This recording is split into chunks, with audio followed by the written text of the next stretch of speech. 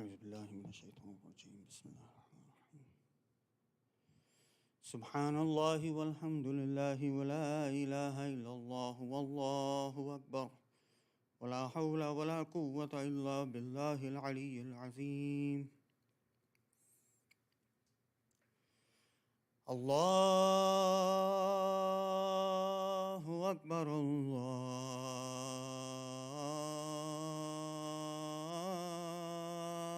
أكبر الله أكبر الله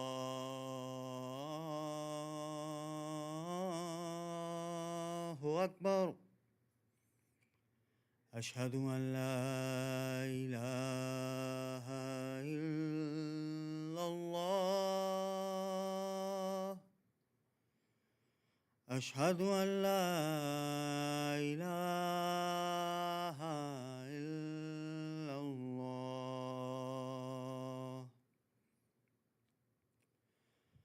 أشهد أن محمدًا رسول الله.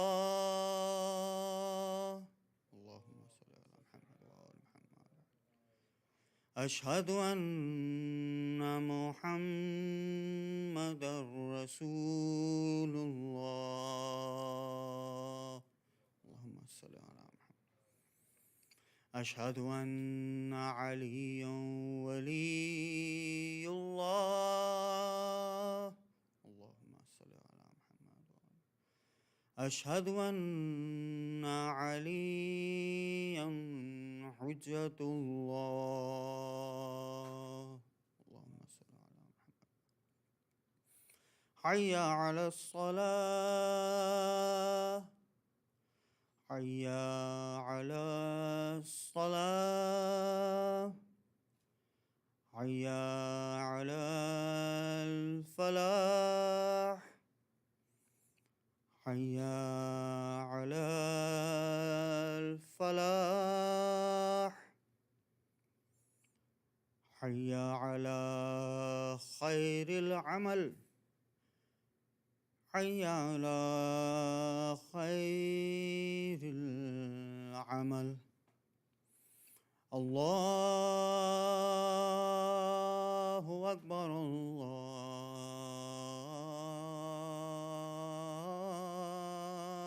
الله أكبر.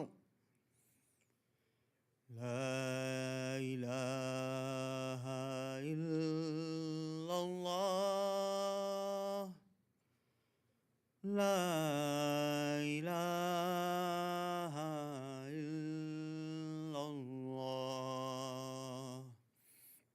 إن الله وملائكته يصلون على النبي يا أيها الذين آمنوا صلوا عليه وسلموا تسليما. اللهم صل على محمد وآل محمد وعجل فرجه.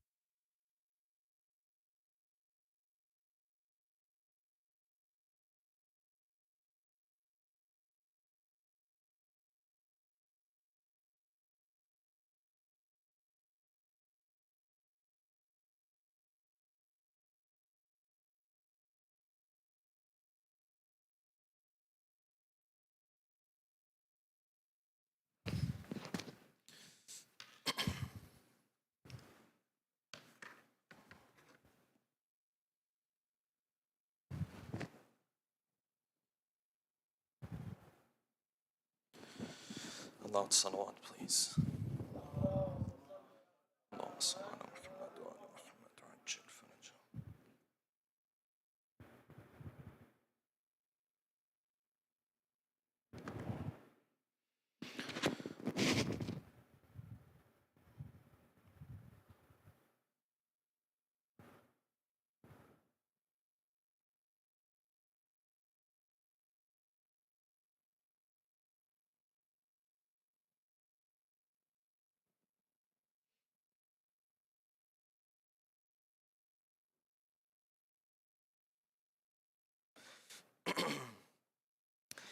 أعوذ بالله من الشيطان الرجيم. بسم الله الرحمن الرحيم. الحمد لله رب العالمين بارئ الخلائق أجمعين باعث الأنبياء والمرسلين الذي بعد فلا يرى وقرب فشهد النجوى نحمده ونستعينه ونثني عليه ونؤمن به ثم الصلاة والسلام على أشرف بريته ومبلغ رسالاته العبد المؤيد الرسول المسدد المحمود الأحمد أبي القاسم محمد اللهم صل على محمد وعلى محمد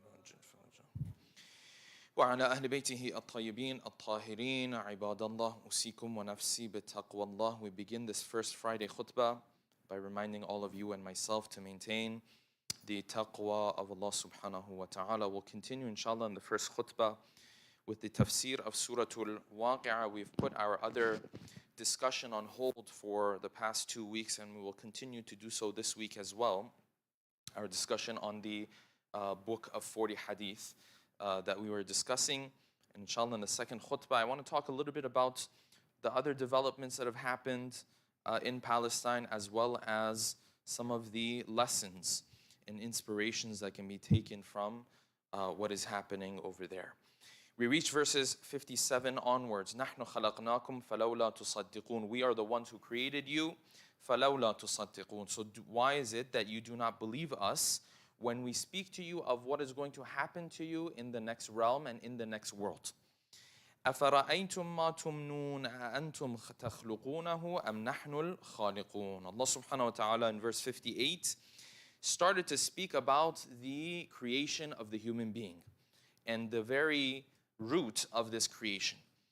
It's interesting because this is a process that you and I see it in a very ordinary light. It's something that happens around us all the time. At the end of the day, if you're living life in a normal situation, you'll come across another human being thousands of times every day. Once you leave your home, you see tens of different individuals, tens of different human beings. So the existence of these human beings and how they function, how they come and how they go is something that's very ordinary from our perspective. When a child is born, this is considered very ordinary. There are people who are born every second. And yet what the Quran does in Surah Al-Waqi'ah, on 4 separate occasions, the Quran is going to take this process, is that the Quran wants to take things that from our perspective are considered ordinary, and the Quran wants to clarify to us that they're not ordinary, they're extraordinary. And these are phenomena that we come across all the time. A human being growing up. The Quran is trying to say this ordinary phenomenon that you're looking at is actually extraordinary. It's become ordinary for you just because you've seen it happen so often, just because it takes place in front of you every day, you've gotten used to it. But the Quran wants to say, no, there's a process happening here. Someone is guiding this process. So 4 phenomenon at the end of Surah Al-Waqi'ah, Allah subhanahu wa ta'ala wants to make this point clear about. First is the creation of the human being, coming from that original seed and that nutfa. This is number 1. Then Allah subhanahu wa ta'ala also talks about the seed that you plant into the ground that turns into a plant, turns into a crop, turns into a tree. This is very normal. You go get some fertilizer, yes, put it out on your backyard, so that what grows? The grass grows. This is something we see all the time. And the Quran is trying to make it clear that though it's ordinary from your perspective, from God's perspective, this is not ordinary. This is extraordinary. There's something special happening here. This is number 2. Then Allah subhanahu wa ta'ala speaks about water. أَفَرَأَيْتُمُ الْمَاءَ الَّذِي تَشْرَبُونَ. This water that has the characteristics that it has. I mean, what's more basic than water? What's more simple than water? And the Quran says you couldn't create that water if you wanted to. If you wanted to put together something like that, you would struggle to do so. This is number 3. And number 4, Allah subhanahu wa ta'ala speaks about fire. أَفَرَأَيْتُمُ النَّارَ الَّتِي تُورُونَ. The fire that you guys get going, which is, these are the basics of human life. So the Quran, and this is a pattern of the Quran, that the Quran does this very often. The Quran does this with milk, for example. The milk that you and I consume, you look into the verses of the Quran, how the Quran starts to speak about the details of how this milk comes into existence. So the Quran says, مِن بَيْنِ فَرْثٍ وَدَمٍ, between the blood of the animal, between the waste in the body of the animal, what do we bring about? لَبَنًا خَالِصًا. We bring about a milk that is extremely pleasurable to drink, for example. So the Quran does this very often. In the end of Surah Al-Waqi'ah, on 4 phenomena, Allah subhanahu wa ta'ala is doing the same thing. أَفَرَأَيْتُمْ مَا تُمْنُونَ أَأَنْتُمْ تَخْلُقُونَهُ أَمْ نَحْنُ الْخَالِقُونَ. That original seed that originates from the human being. The Quran says, أَأَنْتُمْ تَخْلُقُونَهُ أَمْ نَحْنُ الْخَالِقُونَ. When that seed comes, it turns into an embryo. Are you the ones who turn that embryo into a human being? With all of its delicacy and all of its details and all of its complexity and all of its emotions and all of its intellectual capabilities. أَأَنْتُمْ تَخْلُقُونَهُ أَمْ نَحْنُ الْخَالِقُونَ. Is that something you do? Or is that something we do? This is what the Quran is saying. Yes, it seems very ordinary to us. Of course, it's an embryo. So in my mind and your mind, we sit there and say, of course, the next step after an embryo is for it to grow into a child, and from a child to grow into an adult and turn into a human. That's a natural process. But as you read in narrations, every natural process, the Ahl Bayt taught us, there is someone guiding that natural process. That is Allah subhanahu wa ta'ala. It says, أَأَنْتُمْ تَخْلُقُونَهُ أَمْ نَحْنُ الْخَالِقُونَ. You know, if you look into this process of creation just a little bit, there are things that truly baffle the human being. The cells in the body of the human being, when this embryo is coming into existence, the cells, the number of cells within it, the speed with which they begin to reproduce in order to create this human being, because initially it's just some small cells. But then the speed with which these cells, it's as if someone is speaking to these cells. It's as if someone is inspiring these cells that now is the time to reproduce. Now is the time to grow. This is that whole quote-unquote natural process. Yes? No, the first Imam said, yeah, whatever is natural, there's someone who's guiding that process. So these cells start to reproduce. It's very interesting. And science today speaks quite a bit about stem cells. Yes, what are stem cells? Because these cells initially, when they are reproducing, they don't have any particular marking on them, meaning they are cells that are reproducing that can play any role in any function in the body. And yet Allah subhanahu wa ta'ala, with His design, is going to create enough cells, for example, for His liver. It's going to create enough cells, for example, for His heart. It's going to create enough cells for the brain, enough cells for this, enough cells for that. Initially, these cells, they don't have any marking on them. Somebody guides them. Somebody is going to initiate this process that tells this cell, you're going to be a cell in the brain. And this is why stem cells are so important today in the medical field, yes? Because they can be used to make up for any situation where you have a lack of cells. This person has been paralyzed. You need cells to play that role. Well, you have to go back to those stem cells. This is just a small window into this creation that Allah subhanahu wa ta'ala speaks of. Now, these stem cells that you can, in my words, train to become any other form of a cell. It's a very interesting process, yes? You put it beside some of the other cells, they start to imitate those. It's mind-blowing. It's mind-blowing. Who's speaking to this cell? Who's telling it what to do? Who came up with these laws and rules and regulations? أَأَنْتُمْ تَخْلُقُونَهُ أَمْ نَحْنُ الْخَالِقُونَ. You guys came up with these rules? Or did we come up with, no, we came up with these rules. It's very baffling, the process of creation. So he continues, this was the process of creation that we placed. Then as it relates to the end of your life, نَحْنُ قَدَّرْنَا بَيْنَكُمُ الْمَوْتِ. Then we, decreed for you a death. وَمَا نَحْنُ بِمَسْبُوقِينَ. And no one can get ahead of us. Meaning, no one can come and try to avoid that time of death. No, we're always in charge. Even at the time of death where it looks like something failed, Allah subhanahu wa ta'ala says, no, this is me doing my work. Yes, He uses the failure of the body as a cause to bring about the death. But that failure is something that Allah subhanahu wa ta'ala is supervising, is something that Allah subhanahu wa ta'ala is overseeing. وَمَا نَحْنُ بِمَسْبُوقِينَ. Then He says, why do we take your life? These are 2 reasons the Quran mentions. Verse 61. نَحْنُ قَدَّرْنَا بَيْنَكُمُ الْمَوْتِ. We place death there. عَلَىٰ أَن نُبَدِّلَ أَمْثَالَكُمْ. Number 1. The first reason why death comes your way is because we want to replace you with another group of people. The earth, this place we live, has a limitation. If other people want to come in, if your grandchildren want to come into this world, your great-great-grandchildren want to come into this world, the Quran says we're going to replace you with a new generation that's supposed to come. This is why death, this is one of the philosophies of death. If it was the case that there was no death, then essentially at one point future generations would not be able to live on earth.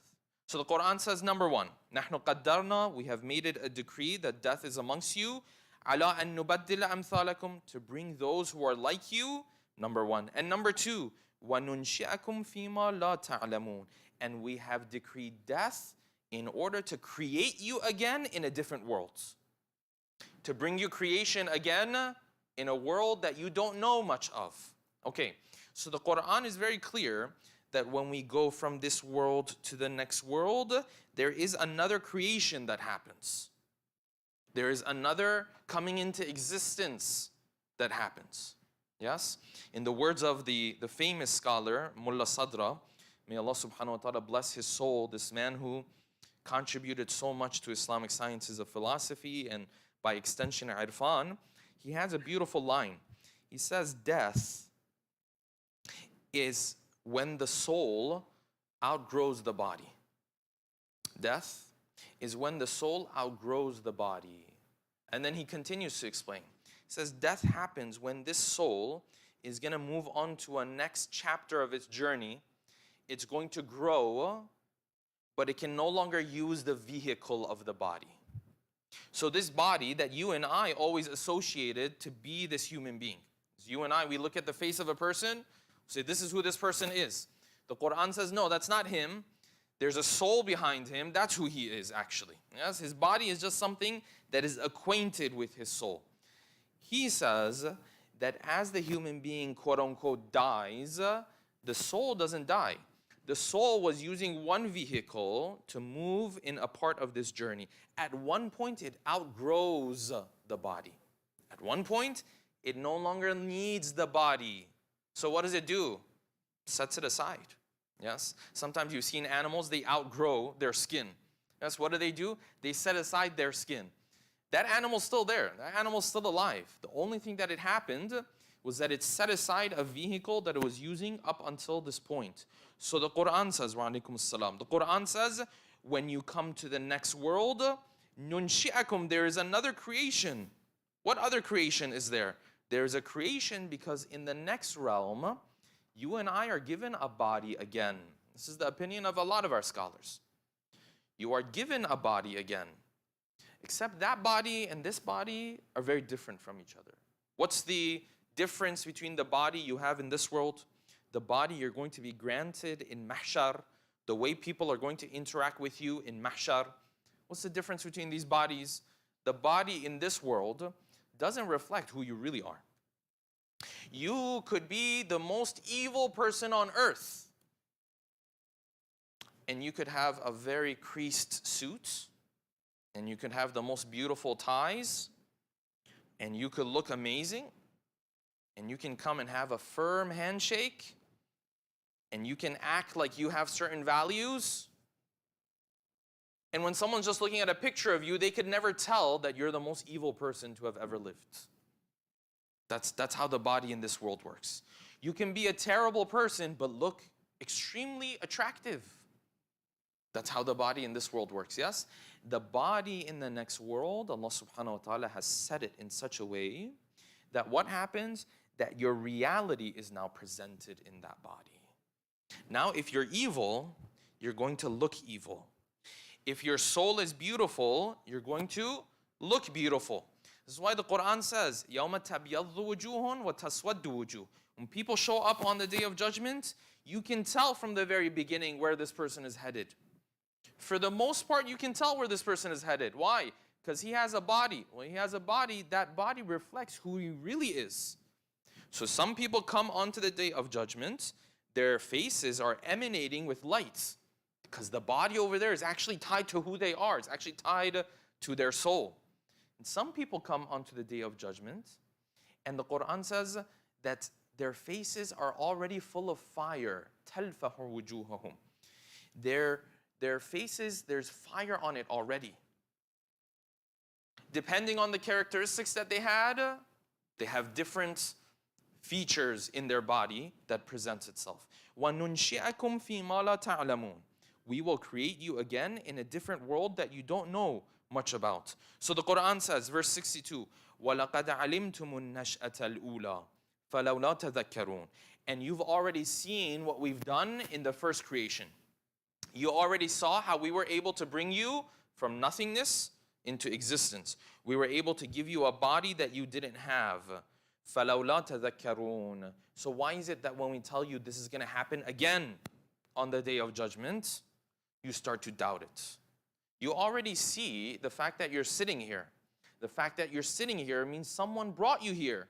If someone brought you here, that means that same person or entity can bring you again when it comes to the next realm. Then the Quran moves on to the second phenomena. The first one was the creation of the human being. Number two, أَفَرَأَيْتُمْ مَا تَحْرُثُونَ. Have you seen that thing that you plant, the seed that you plant into the ground, that turns into a plant, it turns into a crop, it turns into a tree? Ordinary process, very normal. Sometimes plants grow just by accident. And if someone was having, I don't know, a plum here, and the seed and the kernel of the plum fell, yes, they were littering, for example, yes, unfortunately, and then there's a plum tree. It's an ordinary process. And the Quran says, no, it's not an ordinary process. It's ordinary because you've seen it a lot. But in reality, it's miraculous. In reality, we are the ones who are guiding that. So the Quran says, أَفَرَأَيْتُمْ مَا تَحْرُثُونَ. Have you seen the land that you plow, the land that you work on?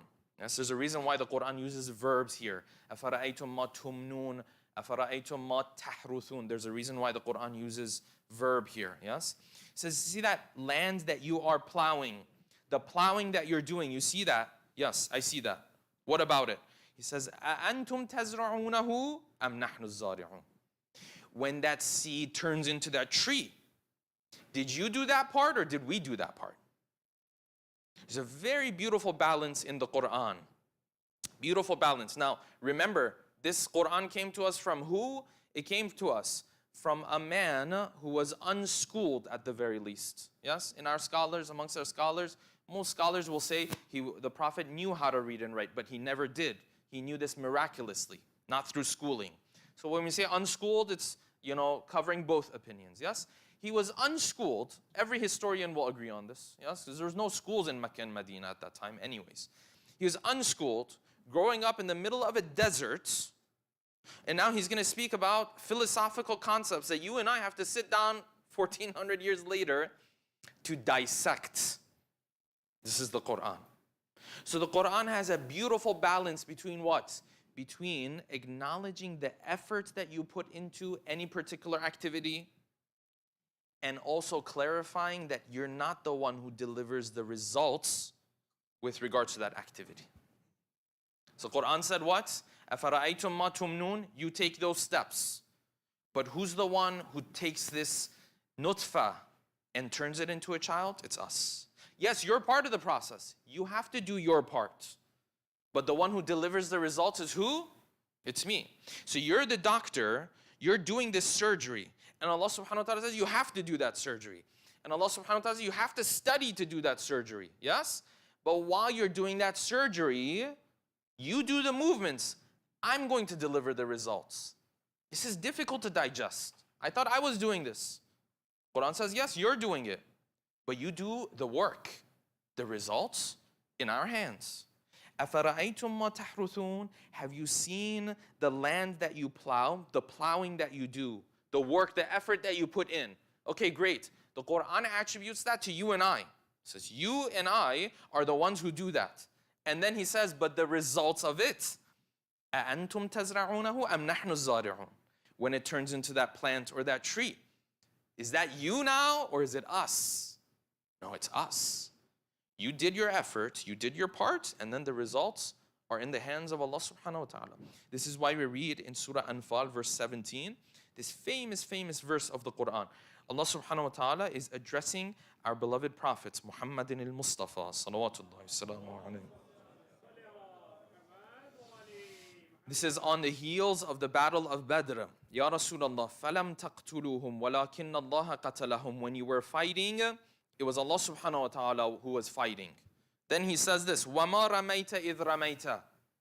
And when you were throwing, it wasn't you who was throwing when you were throwing. It almost seems like an oxymoron. It seems like a contradiction. The Quran says when you were throwing, it wasn't you who was throwing when you were throwing. So what do you mean it wasn't me? The Quran says, yes, you do your efforts. We're the ones who add the results.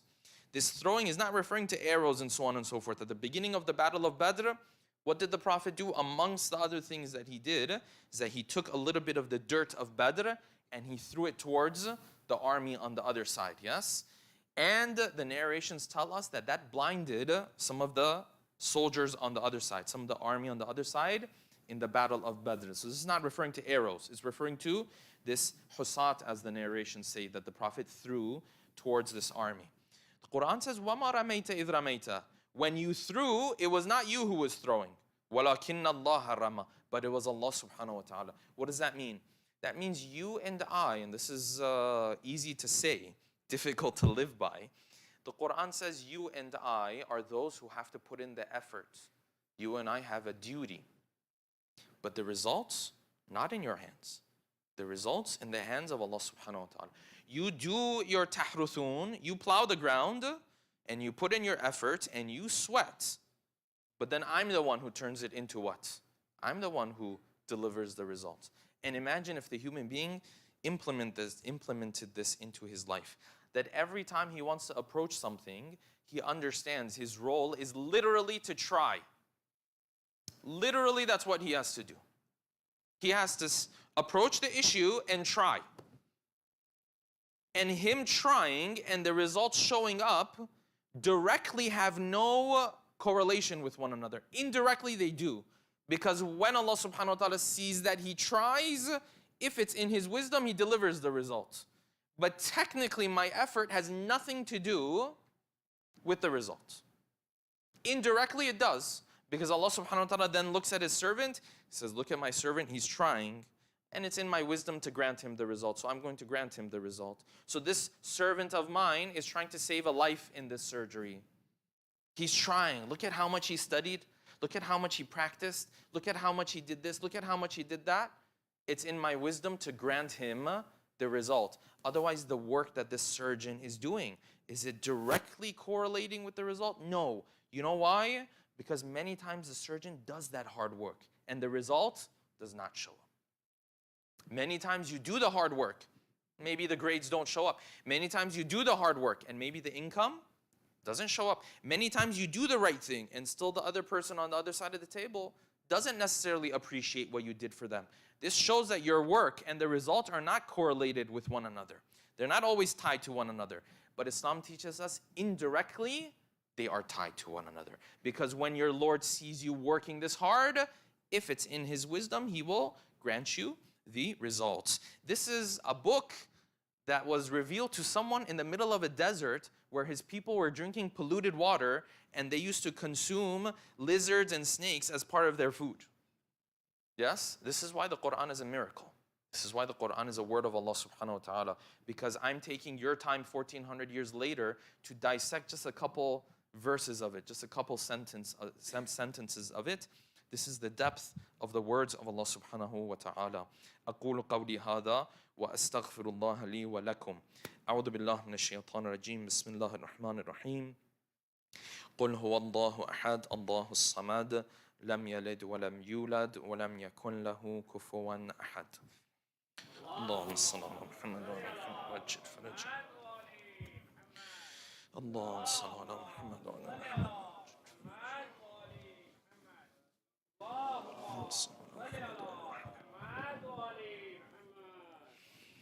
بسم الله الرحمن الرحيم. الحمد لله رب العالمين أثني عليه حامدا وأذكره مسبحا ثم أصلي وأسلم على نجيبه وجليله وحافظ سره الذي سمي في السماء بأحمد وفي الأراضين بأبي القاسم محمد. اللهم صل على محمد وعلى محمد.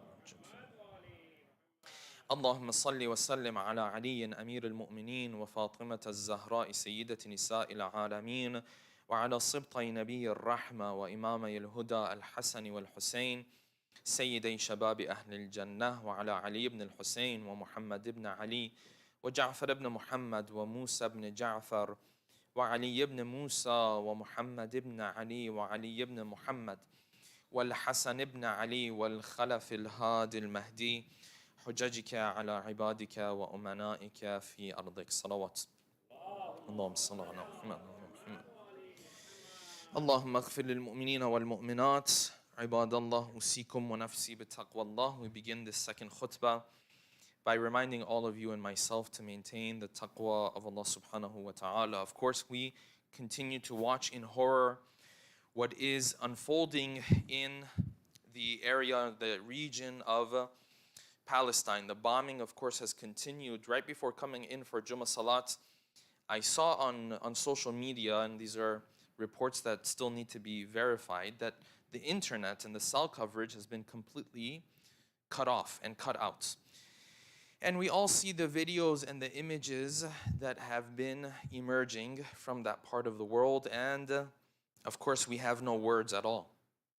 Extremely painful, extremely excruciating, and only footage that if one were to sit down and simply cry at this cruelty, as the narrations of the Ahlul Bayt say, such a person would not be worthy of blame, because it's really difficult to watch what is happening. In this khutbah, I want to take some time to discuss some of the lessons and a little bit of inspiration from what you are seeing from the Palestinian people, the civilians, and individuals who really have nowhere to go, and some of the other lessons that we can learn as well. So I'll start with a couple lessons. So first of those lessons is this, and I think this is something that maybe was clear to us, to many of us already. I think this issue has made it even more clear to us, and that is the fact that you can have politicians who look very presentable, who have very firm handshakes, who have the most well-looking suits, who speak of the highest values and morals. But in reality, they don't live up to those morals, to those values. And this is something that you and I have to teach our children, because this is the world that our children are growing up in. One of the things that convenience, ease, one of the things that privilege does to the human being is that it makes the human being indifferent and a little bit naive. This is what happens when you're growing up in a part of the world where life is very convenient, and we are blessed through that convenience. There's no doubt about that. Yes? If you live in this part of the world, or in many other parts of the world as well at this point, there's convenience that comes with life. That convenience that comes with life many times gives you the feeling, and by extension our children, the feeling that this is how life is. This is what life is supposed to be like. And in reality, life is not like that for many people out there. And we don't want our children to grow up naive and not understanding how politicians will change their words, how politicians will play nations many times, how politicians will do whatever they like, as long as they have a smile on their face, and as long as they show up on shows on TV, that then they assume that the public and you and I are unaware of what they're doing in reality. This is one of the biggest lessons of what we are witnessing during these days. Lesson number 2, the power of media, the labeling, the gaslighting that's happening. Yes? That a politician will look you straight in the eye and you tell him there's civilians dying, and he says, what civilians? Which civilians are you talking about? What international law are you talking about? When did we ever go against international law? But no, I saw the evidence myself. It doesn't make sense. Yeah, this is what they call gaslighting. This is what they call denying clear facts to such an extent where sometimes you sit back and say, well, maybe I'm the one who's not thinking properly. Maybe I'm the one who doesn't understand what's happening. Yes? Maybe I'm the one who's got everything wrong because it doesn't add up. Yes, that's the power of media, brothers and sisters. Power of media. Inshallah, in the future, we're going to talk about media a lot more for certain reasons. I don't want to touch on it right now. These are some of the lessons. There's more lessons. I'll get to those lessons later on. I don't want to get into it right now. Inspiration. Some of those moments of inspiration, yes? The patience of a people. This is unbelievable. This is something we've never seen. And there are major lessons in it for you and I. I mean, how can a father or a mother hold their own child in their arms, yes? And at the same time, praise Allah subhanahu wa ta'ala. Praise God. And be patient with what's happening with them. And understand the wisdom of Allah subhanahu wa ta'ala. I mean, these are things that we read of in books. These are things we read of in hadith. This is things we read of in theory. And you see it playing out with civilians in practice. This is unbelievable. And it puts into perspective, by extension, the difficulties that you and I go through. We have difficulties, there's no doubt about that. Yes, life comes with many difficulties, yes? But then you put your difficulty alongside the difficulty of this person. And you see that your difficulty really is nothing even to be, compared to this difficulty. It's not to dismiss your difficulty. Your difficulty is there too. My difficulty is there too. Yes? But it helps the human being to be so much more patient, because now I understand what a problem really is. Now I understand what a headache really is.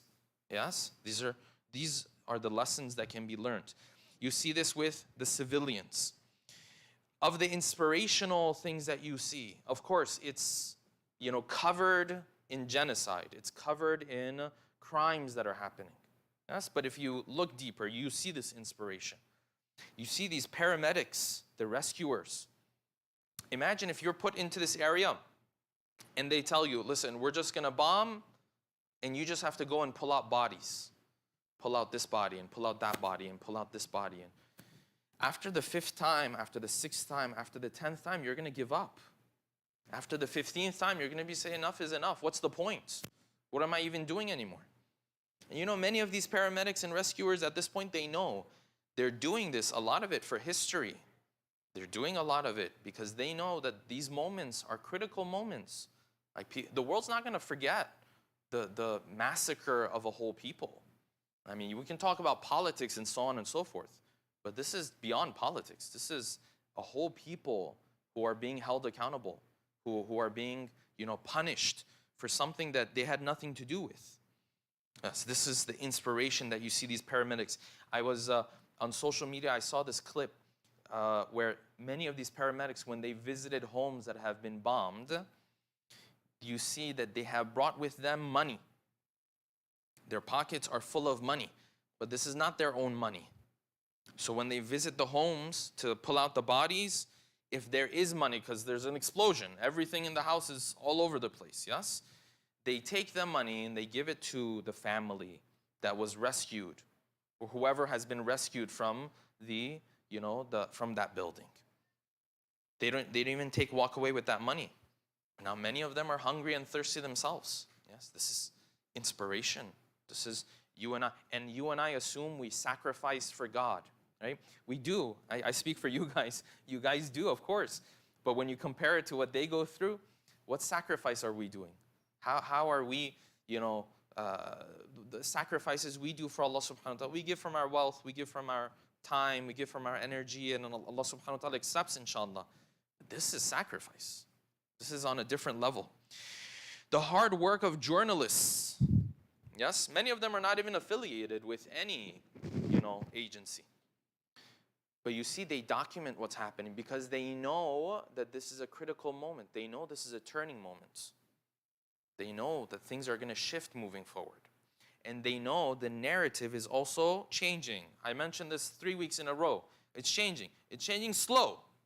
Very slow. A lot slower than it should. But it's changing. So you see this person still documenting. Still, when his own house is bombed and his own family he loses, still continuing to do what he feels like is the only way he can protect the civilians that are around him. Protect them now, protect their future generations and their history as well. These are inspirational, you know. Yesterday there was another journalist. His family, the house of his family was bombed. He returned back to continue with his journalism 24 hours later. Why? He himself did Salatul Janazah on his wife, his son, and his daughter. And he came back to do the journalism. Why? Because he said, these are moments, I have to document these moments. These are moments I can't be the one sitting, you know, on the sidelines and saying, well, I have to take my loss. These are inspirational. The work of, and this is the last one that I want to point out, the work of these surgeons and the medical staff. Yes, when you are told to evacuate the hospital multiple times, and the surgeon who, some of them otherwise can be living wonderful lives, but this person decides to stay in the hospital and continue to help civilians who are wounded. What's more inspirational than that? You know, it's one thing in Islam, and in any faith for that matter, even in the Jewish faith, even in the Christian faith. It's one thing to help people. It's another thing to help people who have nowhere else to go. It's another thing to help people who are hopeless, who have no other option, who are muhtarra. Yes? One of those surgeons you saw, it was on CNN yesterday or the day before. His name is Ghassan Abu Sita. Yes, you should look him up. This is a multiple award-winning plastic surgeon. Yes? Who is in one of the hospitals. I believe it's Ash-Shifa hospital, but I could be wrong. They have him on different news channels and so on and so forth. This is a person who lives in Britain. And if he wanted to, he could just live there and not care at all. Yes, but his humanitarian aid and his humanitarian work is something that is extremely, you know, inspirational when his life is in danger. So this is all lessons that, of course, doesn't take away from the bitterness of the massacres that we are seeing. No doubt about it. But I wanted to address this issue from that angle as well, because in the midst of all of this ugliness and this massacre that we are witnessing, there are these moments of sacrifice that will remain in history and that you and I have to learn from when it comes to aiding civilians who are completely caught up in this massacre that is taking place. أقول قولي هذا وأستغفر الله لي ولكم. أعوذ بالله من الشيطان الرجيم. بسم الله الرحمن الرحيم. والعصر إن الإنسان لفي خسر إلا الذين آمنوا وعملوا الصالحات وتواصوا بالحق وتواصوا بالصبر. اللهم صل على محمد وعلى محمد. اللهم صل على محمد وعلى محمد وعجل فرجه. اللهم صل على محمد وعلى وعجل فرجه. Thank you so much. الله أكبر الله أكبر. أشهد أن لا إله إلا الله. أشهد أن لا إله إلا الله. أشهد أن محمدا رسول الله. اللهم صل على محمد وعلى محمد. أشهد أن محمدا رسول الله. اللهم صل على محمد وأن عليا حجة الله صلوات الله وسلامه عليه. حي على الصلاة حي على الصلاة حي على الفلاح حي على الفلاح حي على خير العمل حي على خير العمل قد قامت الصلاة قد قامت الصلاة. الله أكبر الله أكبر لا إله إلا الله. استغفر الله ربي وأتوب. الله أكبر. بسم الله الرحمن الرحيم. الحمد لله رب العالمين الرحمن الرحيم مالك يوم الدين إياك نعبد وإياك نستعين اهدنا الصراط المستقيم صراط الذين أنعمت عليهم غير المغضوب عليهم ولا الضالين. بسم الله الرحمن الرحيم. يسبح لله ما في السماوات وما في الأرض الملك القدوس العزيز الحكيم هو الذي بعث في الأميين رسولا منهم يتلو عليهم آياته ويزكيهم ويعلمهم الكتاب والحكمة وإن كانوا من قبل لفي ضلال مبين وآخرين منهم لما يلحقوا بهم وهو العزيز الحكيم ذلك فضل الله يؤتيه من يشاء والله ذو الفضل العظيم مثل الذين حملوا التوراة ثم لم يحملوها كمثل الحمار يحمل أسفارا بئس مثل القوم الذين كذبوا بآيات الله والله لا يهدي القوم الظالمين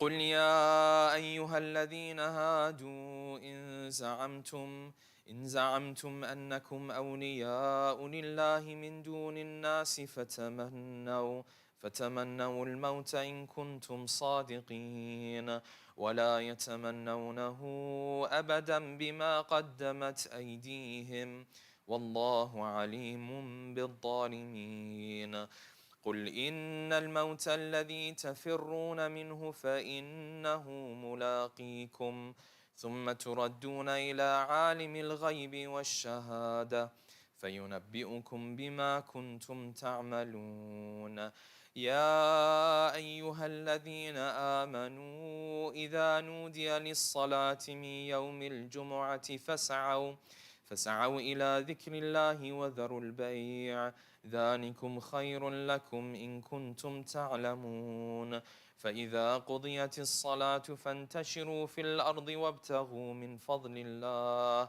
واذكروا الله كثيرا لعلكم تفلحون وإذا رأوا تجارة أو لهوا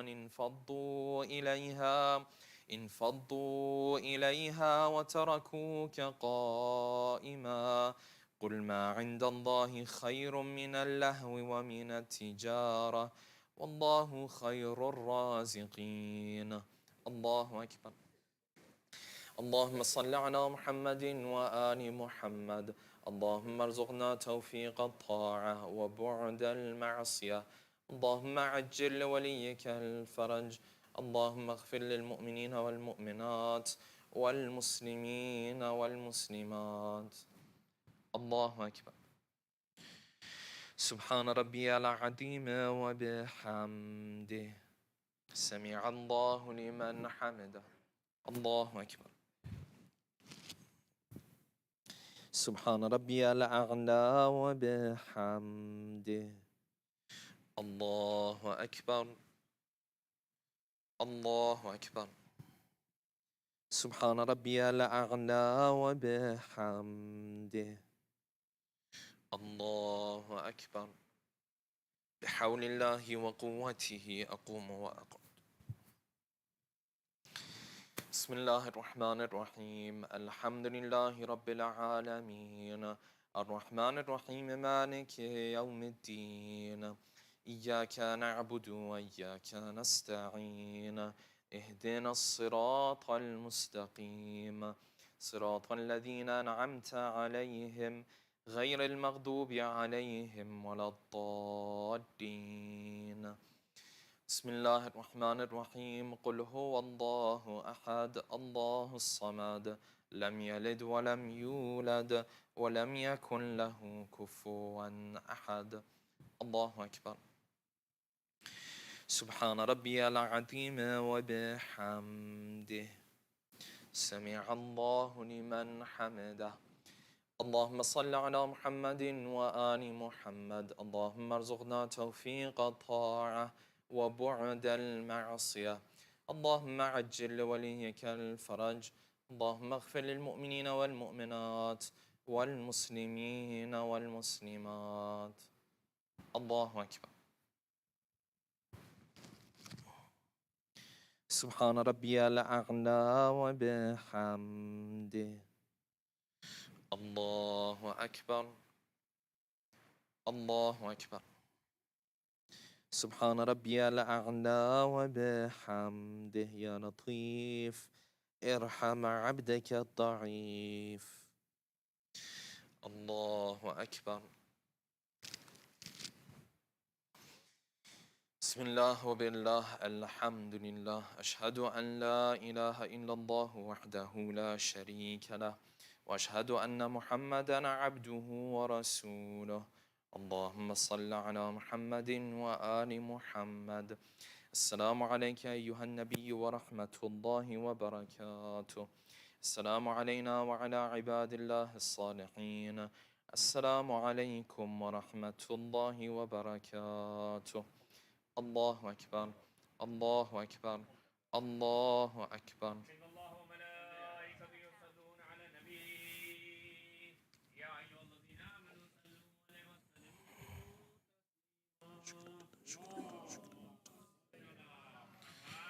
عليه اللهم صل على محمد وآل محمد اللهم صل على محمد وآل محمد لا إله إلا الله لا إله إلا الله لا إله إلا الله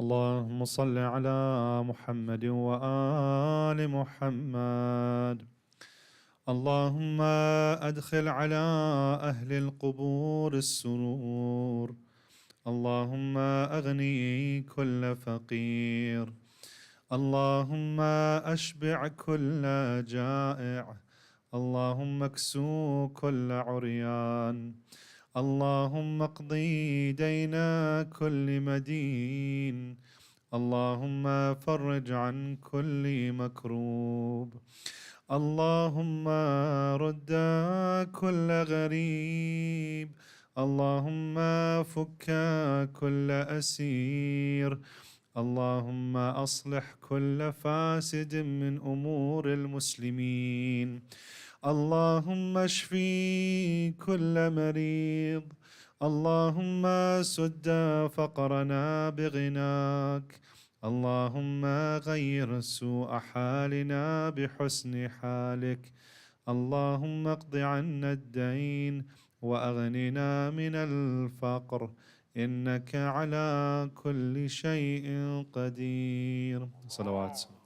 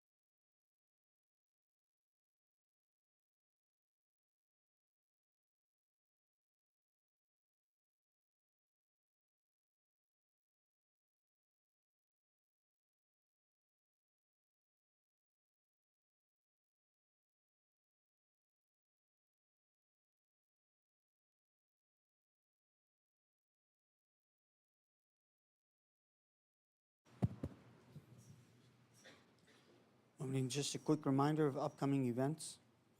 On Tuesday, October 31st at 7 p.m., there's a special middle school event here with Sheikh Mahdi Rastani, Trick or Jen. It is going to be held here at CFK. Whoever's interested, please may attend. It is for middle school students only. Also, a reminder regarding the Mizan course, The Hour with Sheikh Amin Rastani. The course is scheduled for Saturday and Sunday, November 4th and 5th. It is an advanced course picking up where the Death and Barzakh course left off and is based off of Allama Tabatabai's work and his students. It will be here at CFK, and for registration and additional info, please visit mizaninstitute.org/Dallas. As always, event details are posted on our webpage, cfkdfw.org, where you can also subscribe to our newsletter and to our WhatsApp group. Jazakallah to all our sustaining members, donors, volunteers, and program sponsors for your contributions. If you are not a member, please consider becoming one by contacting our membership director, Brother Asif Patel. For opportunities to donate and sponsor programs or help behind the scenes, please speak to myself or any of the existing volunteers. Let us now please recite a Surah Fatiha for all our marhumin and the marhumin of the Ummah and the sponsors for today's niyaz. Bismillahir Rahmanir Rahim. Alhamdulillah Rabbil Alameen.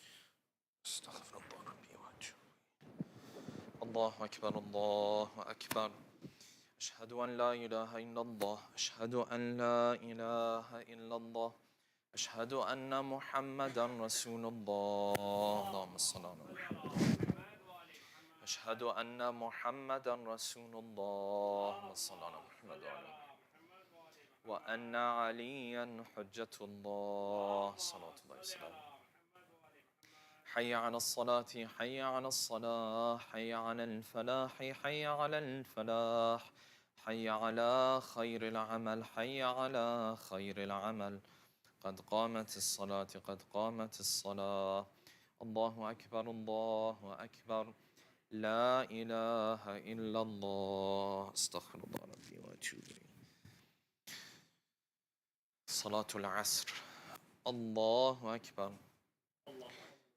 بسم الله الرحمن الرحيم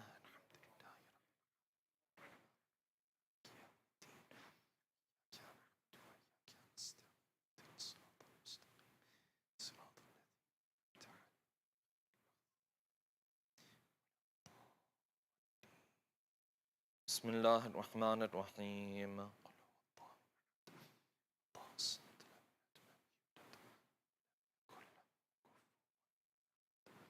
الله أكبر سبحان ربي العظيم وبحمده سمع الله لمن حمده الله أكبر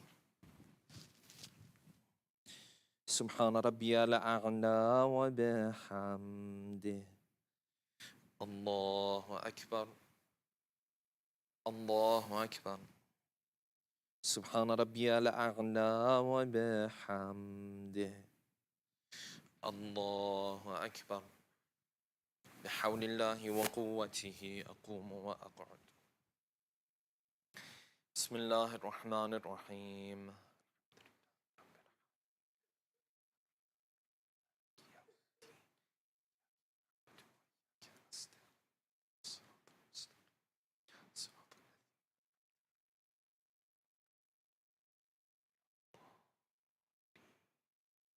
بسم الله الرحمن الرحيم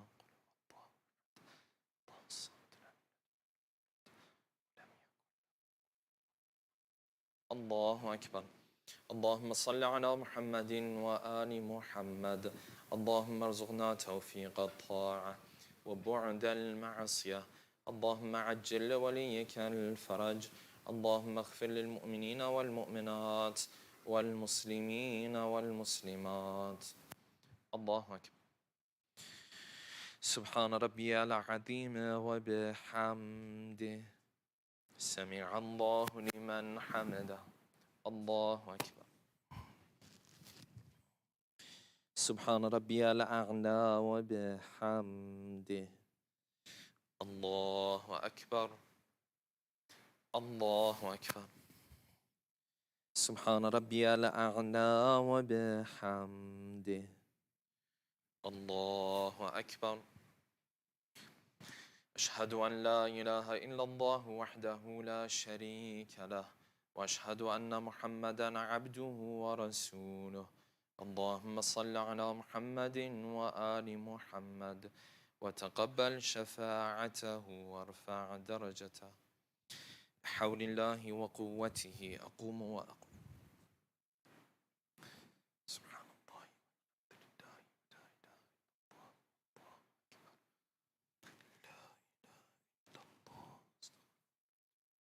الله أكبر. سبحان ربي العظيم وبحمده سمع الله لمن حمده. الله أكبر. سبحان ربي الأعلى وبحمده. الله أكبر. الله أكبر. سبحان ربي الأعلى وبحمده. الله أكبر. بحول الله وقوته أقوم وأقعد. سبحان الله. سبحان الله.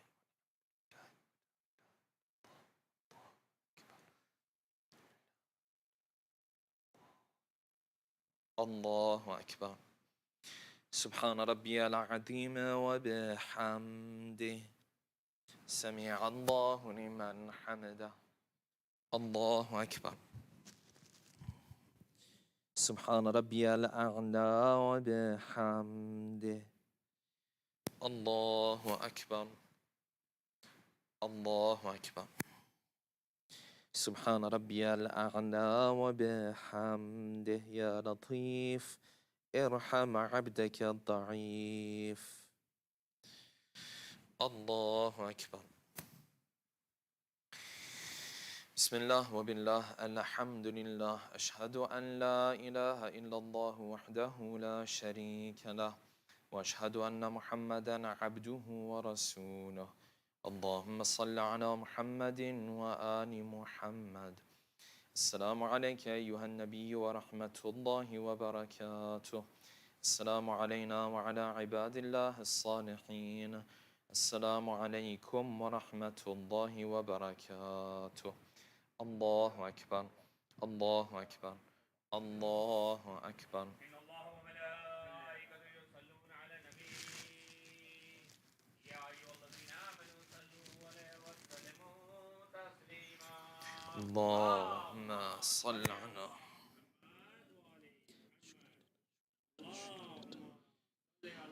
محمد وآل محمد. اللهم صل على محمد وآل محمد.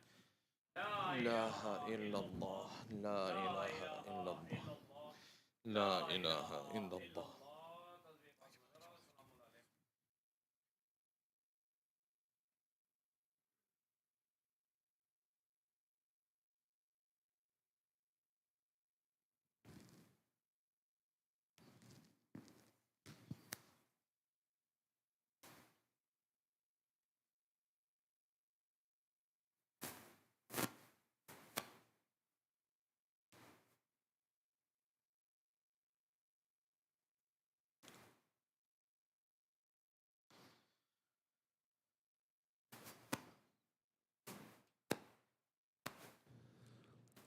بسم الله الرحمن الرحيم.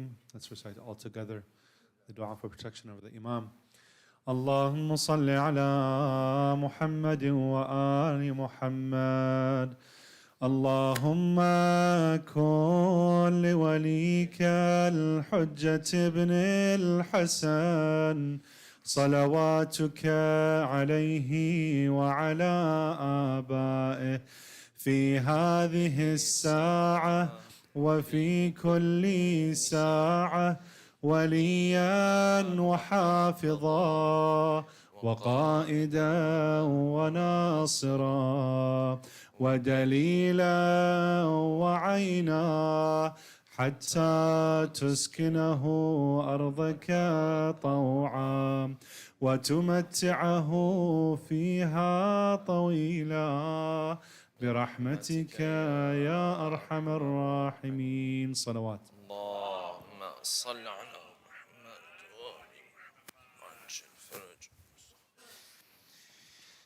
السلام عليك يا رسول الله، السلام عليك يا حبيب الله، السلام عليك يا أمير المؤمنين علي بن أبي طالب، السلام عليك يا فاطمة الزهراء سيدة نساء العالمين، السلام عليك يا حسن المجتبى، السلام عليك يا أبا عبد الله الحسين، السلام على 9 المعصومين من ذرية الحسين، السلام عليك يا صاحب العصر والزمان، السلام عليك يا خليفة الرحمن، السلام عليك يا إمام الإنس والجان ورحمة الله وبركاته. السلام عليكم يا أهل بيت النبوة جميعا ورحمة الله وبركاته. اللهم صل